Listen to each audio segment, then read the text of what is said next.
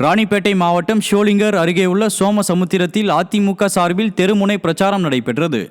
ஷோலிங்கர் கிழக்கு ஒன்றிய கழக செயலாளர் LA விஜயன் தலைமையில் சட்டமன்ற முன்னாள் உறுப்பினர் சம்பத் முன்னிலையில் கூட்டம் நடைபெற்றது.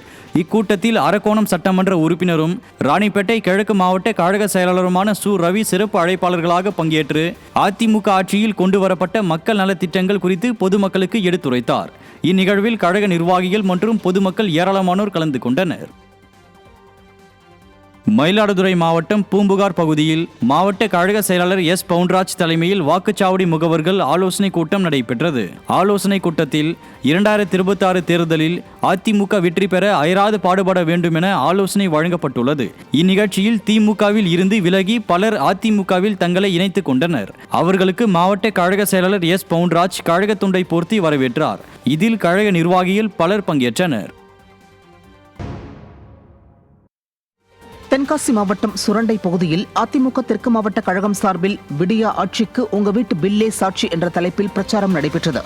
தென்காசி தெற்கு மாவட்ட கழக செயலாளர் செல்வ மோகன்தாஸ் பாண்டியன் பிரச்சாரத்தை துவக்கி வைத்ததோடு திமுக அரசால் கடந்த வருடங்களில் ஏற்பட்டுள்ள விலைவாசி உயர்வை பொதுமக்களிடம் சுட்டிக்காட்டி வீடு வீடாக பிரச்சாரம் மேற்கொண்டார். நகர செயலாளர் சங்கர் முன்னிலையில் நடைபெற்ற இந்த பிரச்சாரத்தில் கழக நிர்வாகிகள் ஏராளமானோர் பங்கேற்றனர். ஈரோடு மாவட்டம் அம்மாப்பேட்டை ஒன்றியத்தில் 20 லட்சம் ரூபாய் மதிப்பீட்டில் வளர்ச்சித் திட்டப் பணிகளை அதிமுக முன்னாள் அமைச்சர் துவக்கி வைத்தார். சட்டமன்ற தொகுதி மேம்பாட்டு நிதியிலிருந்து தார் சாலை மற்றும் மழைநீர் வடிகால் அமைத்தல் உள்ளிட்ட வளர்ச்சித் திட்டப் பணிகளுக்கான பூமி பூஜையினை அதிமுக முன்னாள் அமைச்சரும் பவானி சட்டமன்ற உறுப்பினருமான KC கருப்பண்ணன் துவக்கி வைத்தார். அம்மாப்பேட்டை ஒன்றிய செயலாளர் முனியப்பன் தலைமையில் நடைபெற்ற இந்த நிகழ்வில் கழக நிர்வாகிகள் ஏராளமானோர் பங்கேற்றனர்.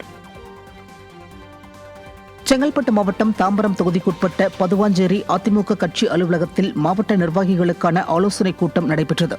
செங்கல்பட்டு மாவட்ட கழக செயலாளரும் முன்னாள் நாடாளுமன்ற உறுப்பினருமான சிட்லப்பாக்கம் ராஜேந்திரன் தலைமையில் நடைபெற்ற இந்த கூட்டத்தில் கழக நிர்வாகிகளுக்கு பல்வேறு ஆலோசனைகள் வழங்கப்பட்டன.